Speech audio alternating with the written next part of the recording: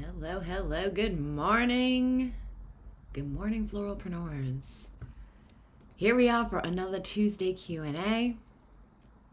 Very excited to get started. Got a bunch of really good, interesting, juicy, dramatic, different questions that came in this week. So I've got a few here that I've jotted down, and I can't wait to get started. So good morning. I am Alison Ellis of realflowerbusiness.com. If you are new here, welcome. We are talking about real questions, real stuff in your real flower business. So let's get to it. I want to start with an easy one. Well, not exactly an easy one, but I'm going to start with the least dramatic one, and then I'll go into the legal question that came into my group on Sunday that is like kind of wild. But anyway, hey Sally, good morning. So question that came in was about very first vendor event, so like a trade show.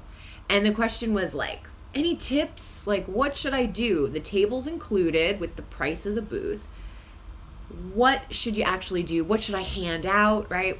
So this is a great question because there is so much variable to consider, right? So many different variables, from the type of show, what the type of client that the show attracts, the readiness of those people who are at the show, right? So there's all these different things that you kind of need to consider.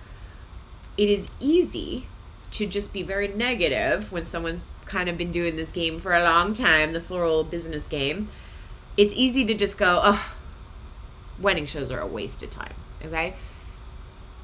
Instead of having that sort of mindset, though, because you are going to this vendor event, put your best foot forward and try to stand out. This is a really important part of like building your brand and marketing your brand, is like differentiating and standing out. Yet we've lost so much of that.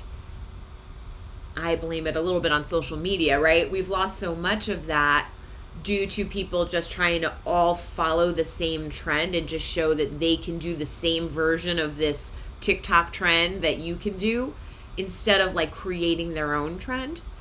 So I want you to think about that when you're going to this vendor event. I'm assuming it's a wedding show, okay? So what should I hand out is the question, right? What should the table look like? So I want you to like put yourself in the shoes of that customer. Who is coming to this show? Are they looking to book a florist today? Most of them are not. We hope they are, right? But most of them are just looky-loos. Most of them are just looking. They're just gathering information. So when you go, what can I hand out, right? That makes sense. But here's where I want you to think differently. Whenever someone asks me a question about doing a show like this, instead of thinking about what you can hand out, think about how you get them to give you their information. Is there something that they can sign up for? A contest, right? Free delivery. They could win free delivery if they book an event with you or something like that. Maybe you have a beautiful arrangement on your table that you are going to auction off later, and or rather give away, right? So people can put their names into a little box or something, right? So think about for yourself, what can you do? The other thing, you could be just very straightforward and say, if you would like to schedule a consultation with me, here's the sign-up list, right? It doesn't necessarily have to be, hey, you're going to get something free from me. But the most important takeaway from what I'm trying to throw down here is, we don't want to just give stuff away that they're going to throw away later. If you can get them to sign up, right? Sign up to get a free guide that you're going to share with them. Sign up to win that bouquet, right? Sign up for a chance to, again, win or be gifted free delivery for their event, or a free bridal bouquet, or whatever, a free toss bouquet. Again, we don't have to be giving the moon and the stars away. That's not what I teach. But we do need to give them an incentive to give you their name and their email so that you can follow up and say, hey, Sally, you came by my booth on Saturday, and I'm sure you met a lot of people that day, so I just wanted to follow up. It's Monday, right? I just wanted to follow up. I hope you had a great weekend, kicking off your wedding planning, whatever. If you're interested in talking, and then here are the steps, the calls to action. Here are the steps of what we need to do if you would like to book with me. Or here's the offer. If you book your flowers before X date, this is what I'm offering. If you have questions for me, it doesn't even have to be, give me money today. It can be, would you like to ask me any questions, right? So this is what we're going for. Instead of like, what do we hand out? How do we get them to sign up with us? Also, important part of the question was, what should this booth look like? And gosh, I go back. I don't forget. I'm like an elephant. I remember standing at my first trade shows, right? I remember standing at this holiday fair one time being like, what am I doing here? You know? Instead of doing that, right? We want to make a cute table and then we're going to stand here like, what am I doing here? How can you get in front of that table so that you can interact with them, get them to sign up on the clipboard or enter their information? That's what I want you to be thinking about. So while we want to make the table look beautiful, think about how you can be not behind that table. Can you make it so you push your table back into the booth so people have to walk in, right? Can you bring in another small side table where they could sit and look through your portfolio? So when I have done these shows, and it has been a million years since I've done a wedding show, I have done them in many different ways. So sometimes I've done things, I always bring portfolios. So I want them to be able to flip through my work while they're right there. I always bring business cards, right? And then I try to come up with some sort of theme for what I'm showing off. So I've done this before where I've done all, like, for example, just wedding bouquets in different seasons. So here's, the fall, the winter, right? I've done stuff where I've tried to just sort of set, like, I've picked a palette, and then here is what it would look like if we did a centerpiece, if we did a bouquet, whatever. You can think again, the people who are at this event, what are they looking for? What would excite them? What would they like to do? This is going to be very stereotypical sounding, but like, what if you have a chair that, the groom could sit in, or dad or mom can sit in while the bride is looking through your portfolio, right? Like, how can you see all the parties that are involved here and help make your booth the go-to place for, again, having a little conversation, signing up to either get some information. It would be amazing if you could say, hey, you know what I have? Like, I'll just use myself as an example. So many years ago, I made this guide to planning your Vermont wedding. So it exists. It's just a PDF. Very easy. If you want to sign up for it, I'll send that to you. And now they can get tips from you. They don't have to commit and say, yeah, I'd love to have a consultation.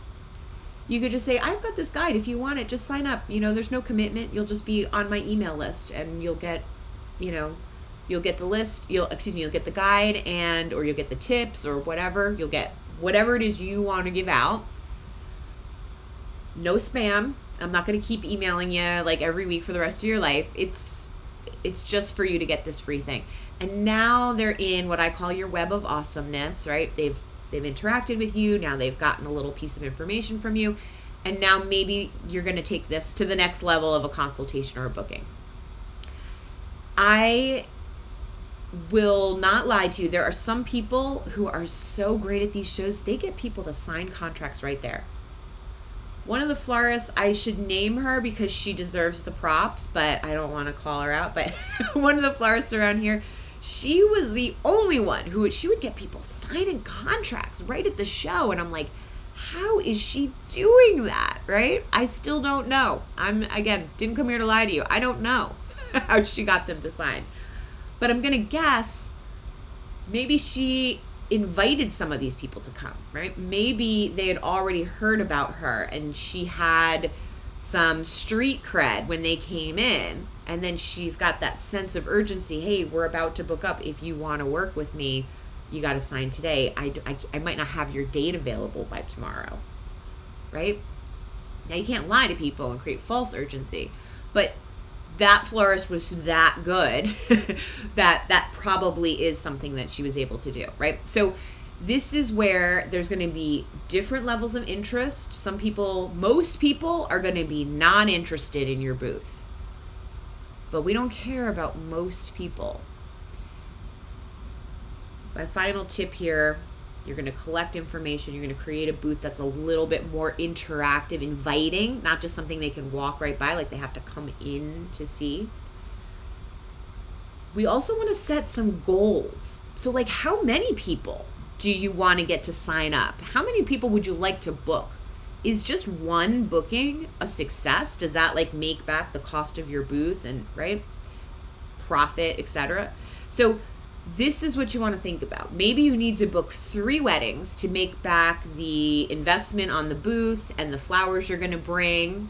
And so you set that as a goal. If I could just find 3, because when we're focused on everybody, we end up being focused on nobody, right? When we're like, hey, everybody here is a potential client. No, they're not. Just because they might be planning an event doesn't mean they're the right fit for you. And then I could go down a whole rabbit hole about that. But that's my tip. So what do you hand out? You can hand out business cards. You can hand out a planning guide. You can hand out a list of tips. You can hand out great flowers to pick for your wedding. What would the customer go, yeah, I'm interested in that. Yeah, I'd like to see that. So that they walk away with your information. But again, even better, you walk away with their information, because now you're in control. No matter how many business cards you hand out, there is no way for you to call those people in to you if you don't have their email addresses, right? You could, light some candles and do a little seance, but I don't know that that's going to really work. So better for you to get their names, okay? All right, that's that. Now let's get into this legal question that came in Sunday rather. So first of all, heart goes super out to this business owner who is an excellent florist, very successful. They had an event, and essentially what happened was at the end of the night, when it was time to clear out, the staff that was on site left centerpieces, removed the flowers from the vessels, etc., made sure that the flowers were left behind. But they packed up the big ceremony arrangements and took those back to the studio. There are a couple of reasons. One, they had gotten poured on, apparently, rain beating down on them. So they were not in their best condition. Also, the floral foam that they were in, was no longer in integrity. It had kind of, for whatever reason, it had shifted and was broken apart.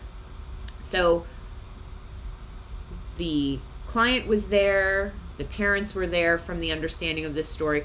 Everyone's there while this cleaning up and clearing out is happening. But then the following day, on a Sunday, the client calls and freaks out, saying, hey, those big arrangements from the ceremony, can you bring those back to the house because we're doing a brunch or whatever? And the response was, oh, no, I can't, because they're in the trash or the compost pile right now. They were really not in good condition. And this is then when the client really amped up and got very, kind of yelly, okay? So then soon after comes a letter from the lawyer, which many of us in the group didn't think was a real lawyer, but I guess apparently is a real lawyer. Okay, so let's just say it's a real lawyer. A real lawyer on a Sunday sends an email threatening to basically sue all kinds of things. They would like double the cost of the arrangement, things that are just like not really reasonable. So anyway, stuff that even when you are a very grounded professional business person can throw you, right? We're human beings at the end of the day behind this thing. We don't want to get caught messing up or doing something wrong. We're not looking to steal your flowers. If you wanted those flowers, you could have said, hey, leave those. Or, oh, no, don't take those. Or, wait, hey, those are mine. Hey, do I get to keep those? So that you can have a conversation. Oh, yeah, if you want, you can keep them. But I would recommend that you let me take them back because they're kind of beat up. Or they're going to fall out of this thing, so don't bring it inside. Or you might have green water all over your carpet, right? Whatever the case may be. So this is where I like to really, really, really emphasize florists are not lawyers. We are not. So when you come to my Facebook group and ask a question like this, you should really, talk about taking it with a grain of salt. Take it with an ocean full of salt, because we are not lawyers. So that's why I reached out to a friend of mine who is a lawyer, who I will reach out to from time to time. And he just happened to be having email troubles, so he was available to chat. And we had a nice chat about this particular situation. He happens to be a lawyer practicing in the same state as this florist. So he's very familiar with like the consumer protection laws and things that this lawyer, that I'm still going to put in air quotes because he wrote an email on a Sunday. Anyway, the lawyer who had time to send an email on a Sunday demanding twice the value of an arrangement that you had already pre-used, okay?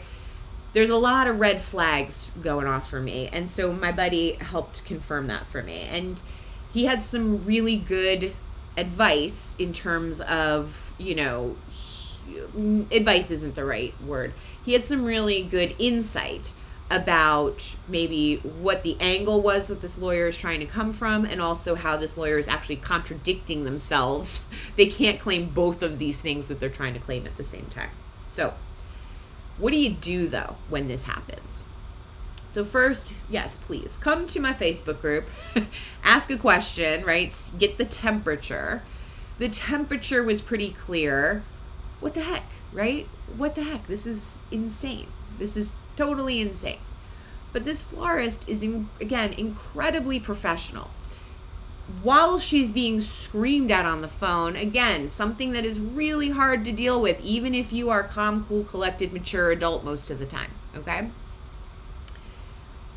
She offered to just refund for the ceremony pieces. You know what? I'll just refund.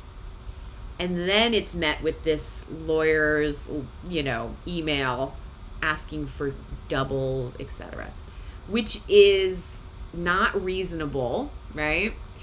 And again, in the consensus in the comments in my group, it's like, well, one person said it's insane to offer a refund. And I just want to time out there.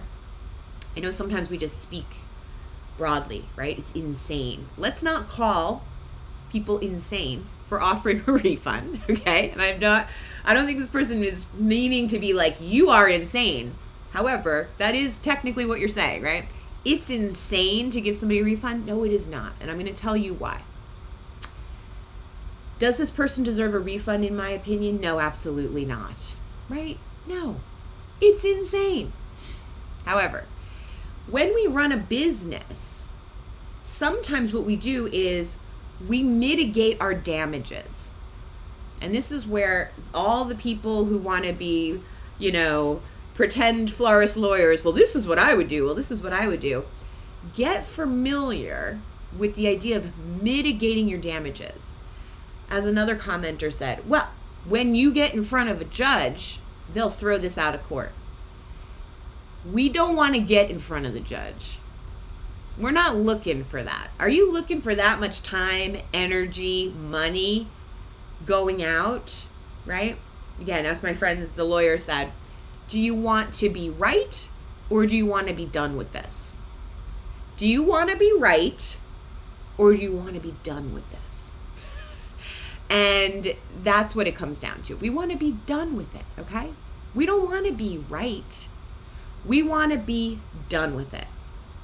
So if this person is having an this is a out of body experience, but no, an out of scope reaction, right? They're screaming at you about what is a clear kind of like misunderstanding, miscommunication, not that big of a deal, right? Like, okay, you paid for these arrangements. I'm telling you, they're in the trash. Okay, maybe that's triggering, right? We need to be aware there's something that, what? I paid for those. But the value of these arrangements has been received. They served their purpose. We don't want to be so right that we spend $3,000 on attorney's fees being right. It's cheaper for you, again, mitigating your damages. It's cheaper for you as a business owner to refund. It's live, so I'm just going to be real. The stupid ceremony arrangements, right? Just refund the stupid ceremony arrangements and be done with this. So I want to really commend the business owner who had the presence of mind to go, I could just end this with the refund. And then, of course, they really wanted to push it. Now they want more. I had to actually look this term up, but somebody in the group said they're a real chancer. I'm like, is this like a derogatory term for women I'm unaware of? No, a chancer. It's like a British term, right? They really want to like just keep pushing the boundaries, right? I'm like, wow, that is really a great way to describe this person, because it is insane to think that we're going to get double the value, first of all, of anything in your life ever. Even if you've just watched some People's Court, watched some Judge Judy, right? You're not going to get the full brand new replacement value on something, and you're not going to get overly compensated, right? There are some times where you're just out of luck. You're just out of luck. Those flowers got rained on, they got bashed, they're just not fresh. The piece was no longer in integrity. The right thing to do was take it back to the studio. You wanted those flowers, but you're just out of luck, okay? I got a bunch of really good little legal terms, little legal phrases from my friend yesterday. But one of the things that was like the most, resonant with me was the first question he asked, which is, well, what we always say, even us amateur florist lawyers, right? Well, stick to the contract, right? What does your contract say? So what my friend said was, well, what does the contract say about keeping the flowers? Does it say explicitly that they get to keep the flowers? Mind blown. Because most likely it doesn't. It might, right? Because people like to get creative with their contracts and do things that they didn't necessarily talk about with their lawyer. But you might have something in there that says, for any rental items, we will return to get the rental items and you may keep the flowers, right? You may have something like that in there. I don't know, because I haven't read your contract. But this is the kind of thing that we want to think about. In my conversation with my lawyer friend, I said, what about the idea that, like, it doesn't say it in the contract, but we discuss these things. We say, okay, well, do you want to keep the centerpieces? Do you want to give them away? Some people want to donate them, right? So there are different things that happen with the flowers based on every event. The event I did a couple weeks ago, they kept absolutely everything, right down to the candles. I said, I will return for anything that you don't want, but please feel free to keep everything.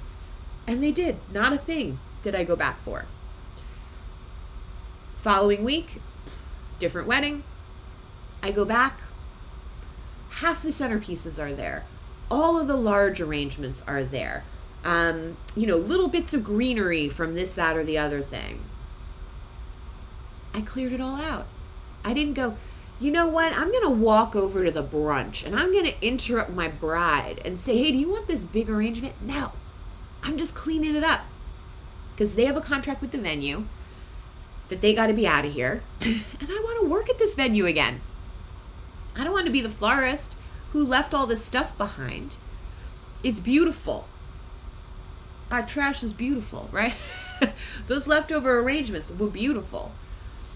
But if they're unwanted, they need to be dealt with. We come to clear them out. So I think anybody who's a real florist watching this knows this florist did absolutely nothing wrong. You know, they're even humble going, you know, I should have discussed it with them. Maybe you should have, maybe. But also, most of the time, this isn't going to be a problem. This customer also was like preemptively complaining. They didn't have a planner. They were stressed. They were worried. These are all red flags, big red flags, that this anger is not about you. It's not about the flowers. It's not about the florist. It's really about something completely unrelated. But you're the one who's getting the legal email. But again, I'm not a lawyer, so I'm not going to give legal advice. This person is a full-on grown-up who can seek out legal advice if they want to, or frankly just double down and say, listen, I've already made you my best offer to refund the arrangements, take it or leave it. Like, to me personally, that feels like the best response. I don't know that you need a lawyer. Based on what my lawyer friend said, this is a lawyer who's phoning this in, okay? And it'd be really hard to, again, when you get in front of the judge, which we don't want to do, if you said, hey, I offered to refund fully, for them to go, but we want more, like, you're going to look like the good guy, okay? So all that to say, gah, what a really annoying thing to happen. And this is why we do want to have a local attorney that we work with. You know, someone made a comment, well, call your lawyer. And another person said, well, what, do you think we have lawyers on retainer? Like, no, you don't have to have a lawyer on retainer to have a lawyer, right? You could have a lawyer in your town, somebody who has reviewed your contract, for example. That's your local lawyer. If you ever have an issue where you have to ask a question about something, even if you've ever become an LLC, you might have a lawyer that you've worked with. So it's very common to be a small business and have a lawyer that you're in touch with. And as much as we hate to have to do it at $400 an hour or whatever it is for you, sometimes it's just that peace of mind. And if it's something that's going to help us with a future problem, I think it's worth the investment in the lawyer. But sometimes these things can just be handled on our own by mitigating our damages, acting reasonably, even when somebody else isn't. And then, you know, things kind of become out of your hands. You can't control how somebody's going to react from there. So anyway, it's a good learning moment, though, for everybody. It doesn't mean you should go change your contracts to say, you do not get to keep the flowers unless I specify, right? We don't need to go making drastic changes. But it's so important to go, okay, so what could we have done differently? Okay, so maybe the staff who was breaking down could have said, I'm going to take these back because these are really damaged. And maybe that communication would have done it. Again, I hesitate to go into that hindsight is 2020 thing, because at that time of night when people have been partying and drinking, I don't necessarily want to interact with them and ask them questions or tell them things. I don't want to be involved in their party at that point, right? Like, I am not part of this. I am background noise, you know? I don't have a lot of don't speak unless spoken to mindset, except in that kind of a scenario. There are probably still guests milling about, things are happening, there's breakdown happening. I don't need to go up to my customer and say, hi, I wanted to talk to you about what you would like to do with this arrangement, all right? So sometimes we cannot solve every single problem. We can't head off every single problem at the pass. All right, 2 more quick ones, both of them from Sally. I should have started with them. So Sally had asked a question about peonies in January. Here is my deal with that. I don't even promise peonies in June here in Vermont, which might sound crazy because it's peak peony season. But stuff happens. Sometimes it's a like hot early summer, right? And so maybe they blow early. Maybe there's disease. And so the flowers I was planning to use, guess what? Once I opened up, took off all the leaves, I'm like seeing all this botrytis all over it, right? So you really just can't promise things even when they're perfectly in season. Flower growers, you know this. You could be like, yeah, I'm definitely going to have zinnias in, July. And then you're like, what is happening? These zinnias are super late. Or you know what? They all bloomed last week. It was so hot for however many days in May, right? Whatever the case is. There are things that are just out of our control is my bottom line. So we can take in what they like, say I can order and try my best, but I can't promise it, and here's what'll be the substitute. And all that said, I have absolutely had peonies like in December and January from my supplier. So I think just contact your wholesaler to see if they can get them, but still don't promise them. And also they will be beaucoup bucks. All right, and the other question was on an arbor recipe. So here's what I'm going to do. The question was like, do you have like kind of a standard recipe for an arbor arrangement? And so what I'm going to do is I'm going to put an arbor arrangement recipe breakdown for you right into our Patreon community. So you'll be able to see that. I'll do it today for you so you can get the whole recipe, because I know you're planning your recipes and stuff. Because I don't necessarily have like a standard recipe, but I do have certain counts of things that tend to be pretty typical, and then I can fill in with other things. So let me give you that full recipe over in the Patreon. You're welcome. Because I think that it'll be really good to just see that, and then you can change the colors, you can change the flower varieties, but at least you'll have like a similar kind of breakdown. Because part of the question that Sally asked was like, do you have a certain stem count? Is there a number of flowers? And my answer to that is it depends on how much they paid. So like a $350 arbor piece is going to be a lot less than the $550 or the $750 arbor piece. So, but there will still be like a general starting point of what that recipe looks like. So yeah, I will happily do that for you today. I'll go in and give you that most recent one that I did, I think is the one you were asking about. So I'll price it for you and I'll put out the whole recipe, and then I'll let you know anything I did that varied from that recipe, because once I get on site, sometimes, I vary a little bit because stuff happens in real time. I think that should be the title of today's video. It should be like, just like, stuff happens. Stuff happens. All right, I'm going to end it here for today. I am really so glad that people are tuning in, whether you're here live or in the replay, for these Tuesday Q&As, because I needed a reason. I needed a reason to come in and talk a little bit more frequently without it just being a sales pitch every single week of something I'm selling to people. That's not enough motivation to get me to show up live.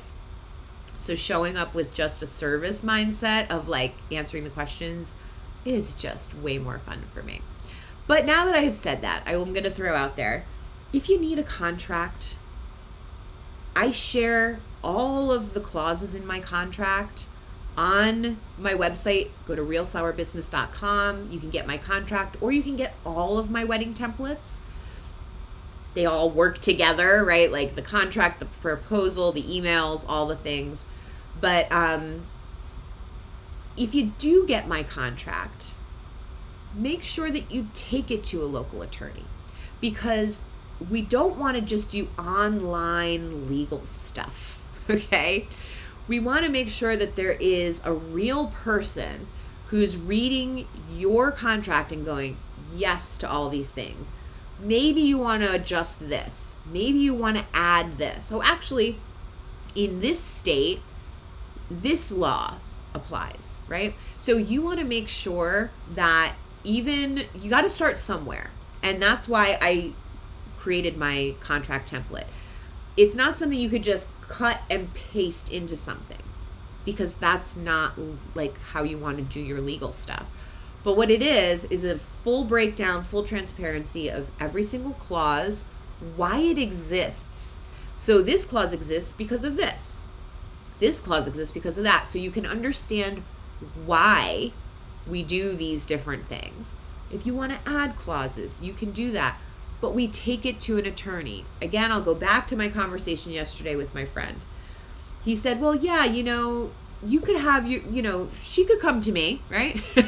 She could come to me. It's probably going to cost her about $1,500 for the amount of time I'm going to have to put in to replying to this legal email, right? To these accusations. But I can make it stop, right? I could probably button this right on up. Again, this is where that mitigating of damages comes in. It's cheaper to just buy those arrangements back, right? than to pay for those legal fees. But what he said was, she can come to me with an outline of like what she wants to say, and then I can go in and change it up, and then I send it, right, for that extra little gusto of the real lawyer behind it. But this is the way that we do things with lawyers. We want to have an outline we're bringing to them, let them fix it from there. Because when you go in blank slate, I would like you to make me a contract, that's going to take more time.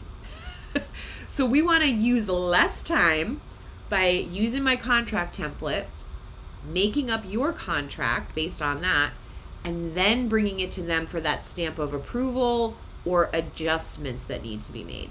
Because we do want to have somebody that we can call if something insane happens, right? Like trying to get double your money for an arrangement that you already got the full value of on your wedding day. Okay?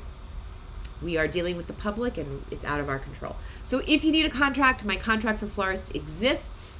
realflowerbusiness.com is where you will find that, and it is very affordable. It is only $99. It is not like a $500 contract, which is what most people charge for a contract. But I'm not a lawyer, but I will share with you everything that I share with my clients, because I think it's important to have a strong foundation. And I do remember the very first time somebody threatened me with a lawyer, and that's when I got that contract. So anyway, you read all about it in my contract class. I tell you all about it. You keep doing beautiful work out there, people. Thank you so much for being here. Sally, you're the best. You're the best right back. Thank you so much for tuning in and for commenting. It's really fun to have the interaction, so I appreciate it. I will see you next week. Same bat time, or no, same bat channel, but I don't know about the bat time. Do people even get that joke anymore? I think I'm too old. All right. Keep doing beautiful work, and I will see you all very soon.